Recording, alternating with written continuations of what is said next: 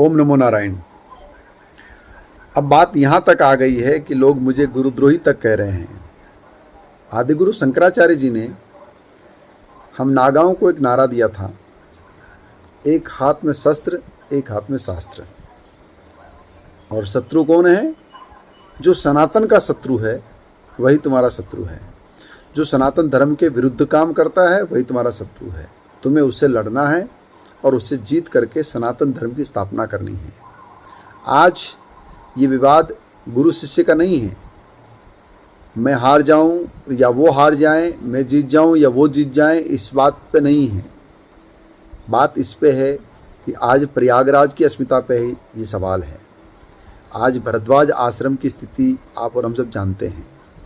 ये तो भाजपा सरकार के आने से प्रतिमा लग गई और आज नाम जान रहे हैं, बट आश्रम के नाम पे वहाँ कुछ भी नहीं है। आज नागवासुकी मंदिर की स्थिति हम जानते हैं। आज दुर्वासा ऋषि के आश्रम की स्थिति हम जानते हैं। ऐसे अनेकों आश्रम, ऐसे अनेकों पौराणिक स्थल जो प्रयागराज के थे वो आज धीरे धीरे जीर्ण हो रहे हैं। बड़े हनुमान मंदिर भी प्रयागराज की प्रतिष्ठा का एक बहुत सुंदर स्वरूप है। जो भी प्रयागराज आता है वो बड़े हनुमान जी दर्शन करने जरूर जाता है। ऐसी स्थिति में इस स्थान को बचाने का दायित्व केवल मेरा अकेले का नहीं है। हो सकता है कि मुझे जेल भेज दें, हो सकता है कि मुझे मार दें, लेकिन मेरे जेल जाने से या मेरे मरने से भी ये स्थान बचता है तो इसे बचाना चाहिए। ये मठ और ये मंदिर प्रयागराज की संपदा है। प्रयागराज का ये एक नाम है।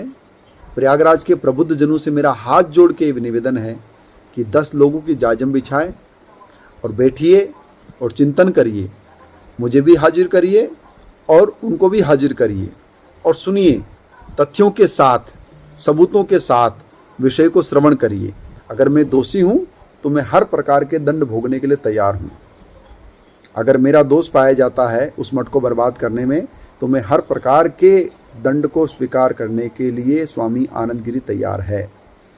और इसके लिए मैं सच या झूठ बोल रहा हूँ, उसके लिए चाहे तो सरकार की मदद लेकर के नार्कोटिक टेस्ट भी मेरा कराया जा सकता है। लेकिन साथ ही साथ अपेक्षा ये भी करूँगा कि उधर से भी नार्को टेस्ट हो और अगर वो दोषी पाए जाए तो उन पर भी कार्रवाई करने का आप सामर्थ्य रखें।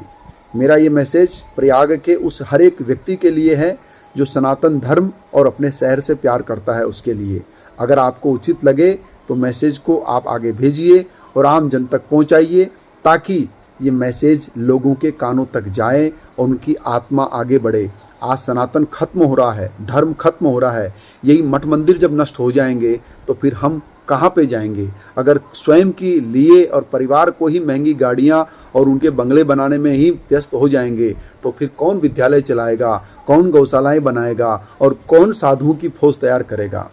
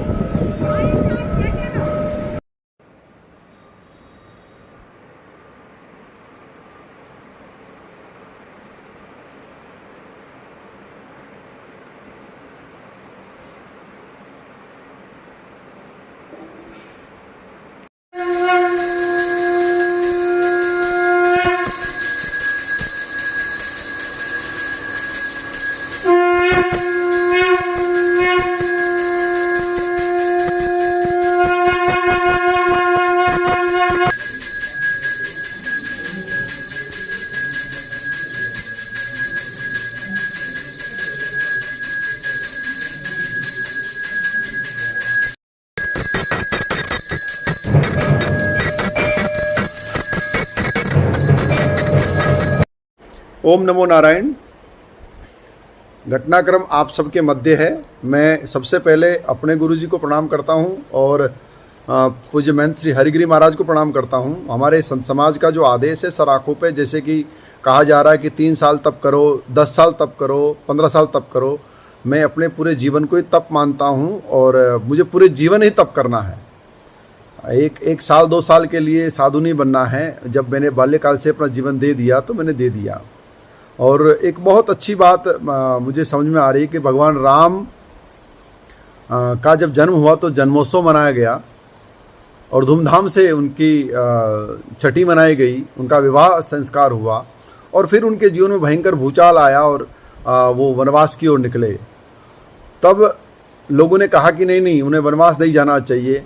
राम वनवास ना जाते तो रावण कैसे मरता? राम वनवास ना जाते तो महात्माओं का संरक्षण कैसे होता? हमारे ईश्वर की वास्तविक पराकाष्ठा जगत में कैसे व्याप्त होती? तो हम सबका जन्म कुछ विशेष उद्देश्यों से हुआ है और उन उद्देश्यों को केवल निजी स्वार्थों के लिए भूलना नहीं चाहिए। मैं किसी को भी नुकसान पहुंचाने की नीयत से न जीवन जीता हूं और न ही मुझे किसी को भी नुकसान पहुंचाना है। मैंने पहले भी कहा, वो मेरे गुरुजी थे, गुरुजी हैं और गुरुजी ही रहेंगे, परंतु मुझे लगता है कि वह किसी के दबाव में हैं और इन्हीं कारणों से वो मठ की संपदा का नुकसान पहुंचा रहे हैं। चूँकि ये संपदा सैकड़ों वर्ष पुरानी है और पुरानी होने के नाते हम इसका संवर्धन तो कर सकते हैं, संरक्षण कर सकते हैं, इसमें वृद्धि कर सकते हैं, परंतु इसे बेच नहीं सकते। बस इन्हीं बातों का मतभेद था जो आज इस पटल तक आ चुका है। मुझ पे बेबुनियाद आरोप लगाए गए और आरोपों को लगाते ही कुछ घंटों में मुझ पर कार्रवाई हो गई, सज़ा दे दी गई।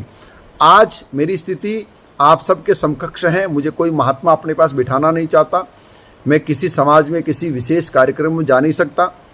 मेरे पास अपने रहने का कोई ठिकाना नहीं है। मैंने अपनी मेहनत और पुरुषार्थ से अपने शिष्यों से जो धनोपार्जन किया था उससे मैंने आश्रम बनाया। उस आश्रम को बनने नहीं दिया गया, उसको सील कर दिया गया। और आज मैंने ये आवाज़ उठाई है कि हमसे पूर्व महंत आशीष गिरी जी महाराज, महंत दिगंबर गंगापुरी जी महाराज, 2 युवा साधु आत्महत्या जैसी संदिग्ध हालात में उनकी मृत्यु हो गई। उनकी जांच हो, अखाड़ों की संपत्तियां बचे, प्राचीन स्थानों का संवर्धन हो। इस निमित्त जो ये सारे के सारे सबूतों के साथ वस्तुएं सामने आ रही है, इन्हें मैं नहीं कर रहा हूँ, इन्हें समाज के लोग कर रहे हैं, ये हनुमान जी स्वयं कर रहे हैं। इसलिए मैं एक बार पुनः आप सबसे यही हाथ जोड़ के अपील करता हूँ कि संपत्ति का लालच अगर मेरी हत्या भी करा दे तो इसमें कोई दुराव नहीं होगा, लेकिन मैं शुद्ध रूप से, निष्पक्ष रूप से सनातन का प्रेमी हूँ। मैंने शंकराचार्यों को, शंकराचार्य भगवानों को, हमारे आदरणीय योगी आदित्यनाथ जी को, मुझे अपनी प्रदेश सरकार पर पूरा विश्वास है और पूरे आस्था है। मैंने भाजपा के लिए बहुत अद्भुत काम किए हैं। भाजपा के तमाम राजनेता जो मेरे सन्निकट रहे हैं वो जानते हैं कि मेरी जो सोच है वो कैसी है।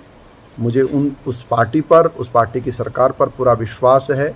मुझे विश्वास है कि निष्पक्ष जांच होगी और जांच के माध्यम से जो यथार्थ है वो सत्य साबित होगा।